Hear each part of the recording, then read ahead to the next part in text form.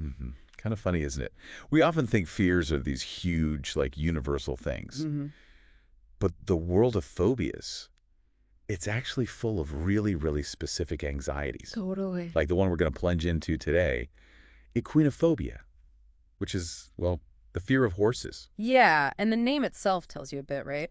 It's got roots in Greek and Latin. Oh, yeah. You've got phobos, which is Greek for fear, obviously, Uh-huh. and then equus from Latin and hippos from Greek. Both basically mean horse. So equinophobia, hippophobia. Pretty much the same thing, different roots, same fascinating fear we're looking at. Exactly. So our mission, in this deep dive is to really unpack this specific phobia. Get under the hood a bit. Yeah. Like what kind of reactions do people actually have? What could possibly cause it? Mm-hmm. And crucially, what can you even do if you find yourself genuinely terrified of horses? Right. What's interesting, too, is that this isn't some, like, totally obscure thing. Apparently, even some pretty well-known people have this fear. Yeah, it seems so. But first, let's just nail down the definition. Good idea. Equinophobia. At its heart, it's this persistent, pretty overwhelming fear focused on horses. Okay. But what's kind of interesting is that sometimes this fear can, well, spread a bit. Spread, how do you mean? It can sometimes loop in other animals with hooves, like donkeys, mules. Huh.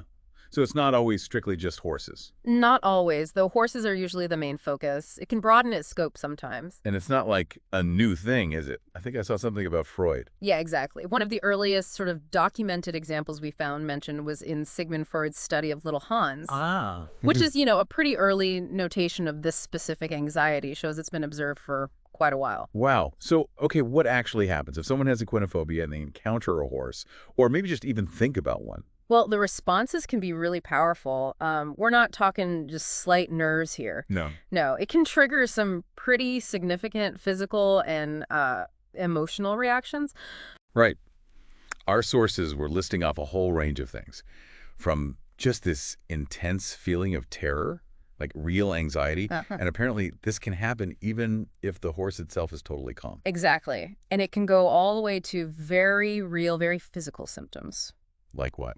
Well, things like trembling, actual panic attacks, that feeling of your heart just racing. Yeah. Palpitation. Mm-hmm. We also see reports of shortness of breath, a really sudden spike in pulse rate, sometimes nausea. Wow. Even, breaking down in tears. It really drives home that this isn't just like a dislike, it's a proper fear response. Okay, so that's the what. Let's dig a bit deeper into the why. What are some of the potential roots of equinophobia? What kicks this fear off? Well, a really key factor that seems to pop up a lot is negative experiences, often during childhood. Makes sense. Yeah, direct encounters with horses that were maybe scary or maybe even harmful in some way. And one thing that kept coming up specifically was falling off a horse. Mm-hmm. That's a big one. And you can see why, right? That sudden loss of control, the potential for getting hurt. Oh, absolutely. That kind of experience could definitely leave a lasting negative mark. Yeah. And then what often happens after a bad experience like that, or even just for someone who's naturally a bit more fearful? What's that? Avoidance. They start actively staying away from horses. Right, you'd want to. You would. But the trouble is, this avoidance can actually make things worse. It can amplify a simple fear and turn it into a full-blown phobia over time. Because you never learn they're not always dangerous. Kind of, yeah. The less exposure you have, often the stronger the anxiety can get when you do think about them or see them. It's also probably worth just thinking about the sheer size and power of a horse, especially if you're a kid. That's a really good point. I mean, they're massive animals, Yeah, right? yeah. Much bigger, much heavier than us. And they've got those, pretty big teeth. Mm-hmm. That could just be inherently scary for some people, couldn't it? Definitely. That imposing physical presence just by itself could trigger a fear response. Yeah. Simply because of the perceived potential for danger. Yeah. And our sources also mention the possibility of negative media portrayals. Oh, like in movies and stuff? Exactly. Think about, dramatic scenes where horses are in accidents or maybe they look really threatening. Okay. Those images, they can definitely stick with you and contribute to someone's anxieties. So, okay, if someone is dealing with this level of fear, what helps? What are the ways to kind of overcome it? Are there treatments? Yes, definitely. Cognitive behavioral therapy, or CBT, really comes up again and again as a primary approach. Okay, CBT. How does that work for this? Well, what's particularly useful about CBT is how it directly focuses on understanding and then, importantly, challenging the thought patterns that are actually driving the fear. So tackling the irrational thoughts. Exactly. It's about looking closely at those beliefs and anxieties linked to horses and seeing if they hold up. And does it work? Well, it's encouraging. According to the information we looked at, studies have actually shown CBT can be pretty effective for treating equinophobia. That's good to know. So there is a path forward. There seems to be, yeah. And there's another therapeutic strategy that's, well, quite interesting, actually. Yeah. What's that? It involves educating people about the sort of true nature of horses, meaning emphasizing that, fundamentally, they aren't inherently a threat to humans. And there's even a historical angle that can be helpful A here. historical angle. Yeah. Okay, I'm intrigued. Tell me more. Well, okay, if you think really long term, like way back in the Paleolithic era, Right. wild horses were actually a pretty significant food source for humans. Really? We hunted them for food. Yeah. And even much, much later, like through the Middle Ages and lots of parts of Europe, eating horse meat was fairly common. Ah, I did not know that. Yeah, there was even a papal ban on eating horse meat in 732 AD. A ban.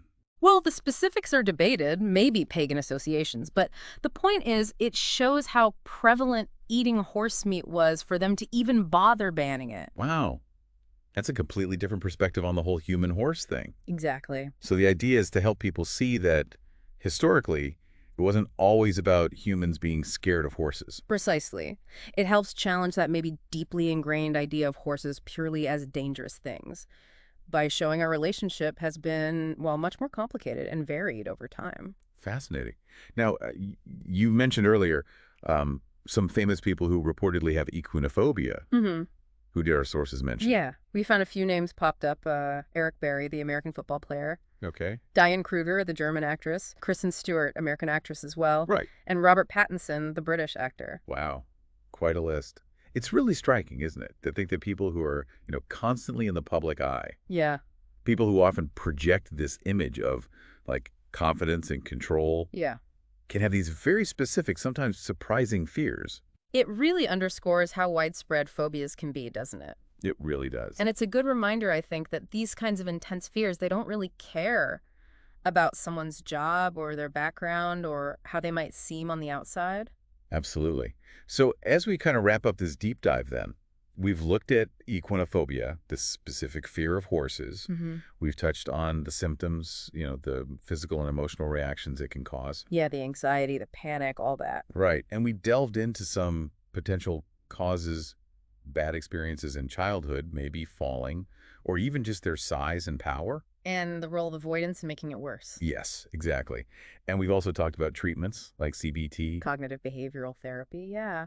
Yeah. And that interesting historical perspective, too. Which was fascinating, understanding our long, kind of complicated history with horses. And really, the bottom line is that even fears that might seem quite specific, or maybe even a bit unusual, they often have understandable roots. And most importantly, there are resources, there's support available for people who experience them. Definitely. And that brings us, I guess, to a final thought for you listening. Considering just how diverse, how sometimes unexpected the origins of phobias can be, what might be some other less commonly discussed fears that have, in their own quiet way, maybe shaped human history or really impacted individual lives? That's a good question. Definitely something to chew on.